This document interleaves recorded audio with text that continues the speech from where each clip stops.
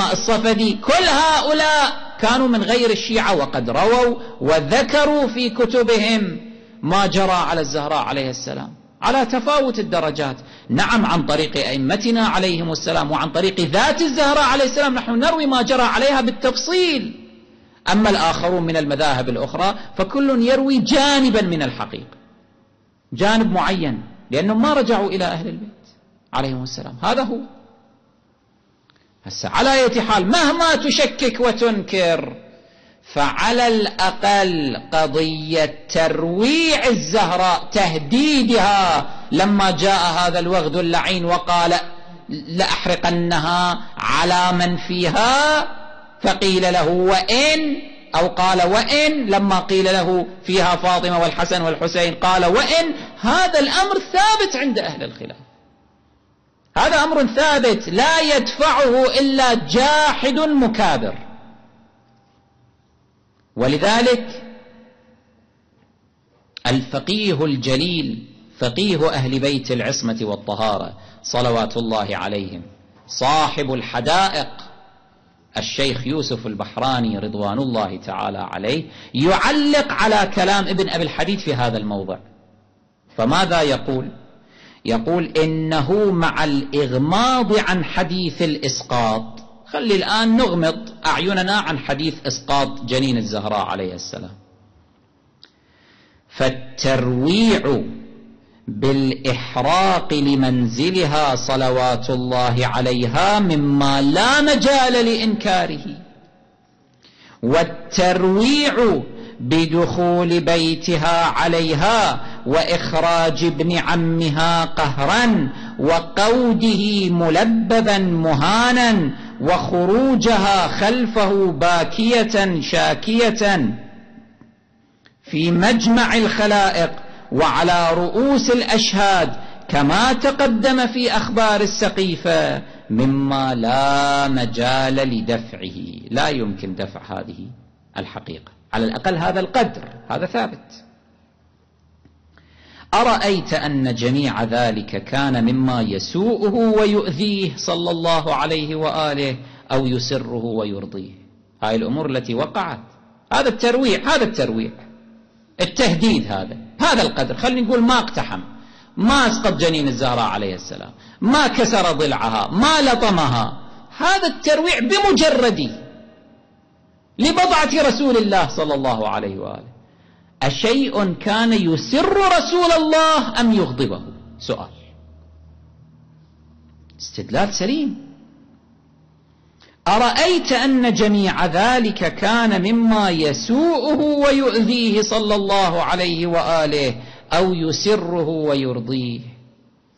لا بد من الأول، أي لا بد من القول بالقول الأول أنه كان يسوءه ويؤذيه صلى الله عليه وآله، إذ لا معدل عنه ولا محول، لا يمكن أن نعدل عن هذا القول ولا نتحول عنه. وإذا ساءه وآذاه فهل هو يسوء الله عز وجل ويؤذيه أم لا؟ لا بد أيضا من الأول. إذن لا بد هو قد آذى من؟ آذى الله عز وجل وأساء إلى الله تبارك وتعالى، فالنتيجة ماذا؟ وبذلك يظهر لك ما في كلام الشارح الضال من العمى والتعامي عن الطريق الواضحة. الشارح الضال يعني منه؟ ابن أبي الحديد. شلون يتعامى عن الحق والطريق الواضحة، حيث أنه قصر الترويع على الإسقاط خاصة وعمى عن هذه الأمور المروية في أخبارهم مع ما في دلالتها من الترويع من نهاية الظهور. ظاهرة هي في الترويع حتى وإن تركنا قضية الإسقاط. فيا أعمى الله أبصار بصائر هؤلاء الأقوام. هذا كلام صاحب الحدائق رضوان الله تعالى عليه، الفقيه الذي كل فقهائنا يجلونه ويحترمونه، وما زال كتابه كتابا يرجع إليه، موسوعة الحدائق الناظرة كتاب موسوعة فقهية كاملة معروفة، وعلماؤنا يعتمدون عليها ويتداولونها فيما بينهم. شوف تعليق صاحب الحدائق على ابن أبي الحديد وعلى المخالفين في جحدهم لظلامة الزهراء عليه السلام، وشوف لغته، انظر إلى لغته وتأملها حتى تعرف أن لغتنا هذه هي عينها لغة علمائنا الأبرار، لا فرق بيننا وبينهم. فالذي يسيء إلينا اليوم زاعما أننا نحن لا نتحدث بلهجة علماء مدرسة أهل البيت عليهم السلام، والله إنه كاذب. علماؤنا الأصلاء هذه كانت لغتهم.